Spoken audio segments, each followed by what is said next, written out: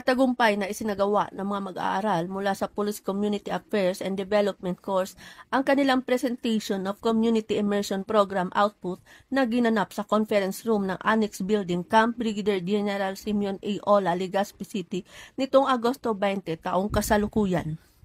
Ang nasabing presentasyon ay bunga ng isinagawang Community Immersion Program, isang mahalagang bahagi ng kurikulum na naglalayong palalimin ang ugnayan sa pagitan ng kapulisan at komunidad. Sa pamamagitan ng aktual na pakikisalamuha, pag-aaral sa mga suliraning panlipunan at pagpapatupad ng mga programang tumutugon sa pangangailangan ng mamamayan, natutunan ng mga mag-aaral ang kahalagahan ng makatao at makakomunidad na serbisyo. Binubuo ang aktibidad ng 5 grupo ng mga mag-aaral na itinalaga sa piling barangay sa rehiyon.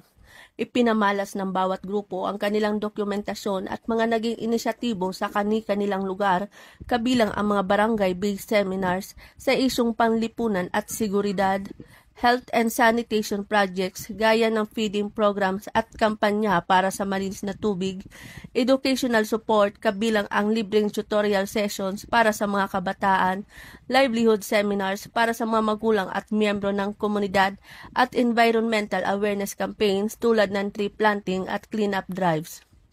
Ang bawat presentasyon ay sinamahan ng fotodokumentasyon, datos at testimonya mula sa mga benepisyaryong residente. Ang Community Immersion Program ay patunay na ang pinakamabisang pulis sa yaong marunong makiisa sa pamayanan. Ang presentasyon ng Community Immersion Program output ay hindi lamang pag-uulat ng mga natapos na proyekto. Isa rin itong patunay na ang paghubog ng makabansa, makatao at makakomunidad na pulis ay nagsisimula sa mismong pagkilala at pagtugon sa tunay na kalagayan ng sambayanan.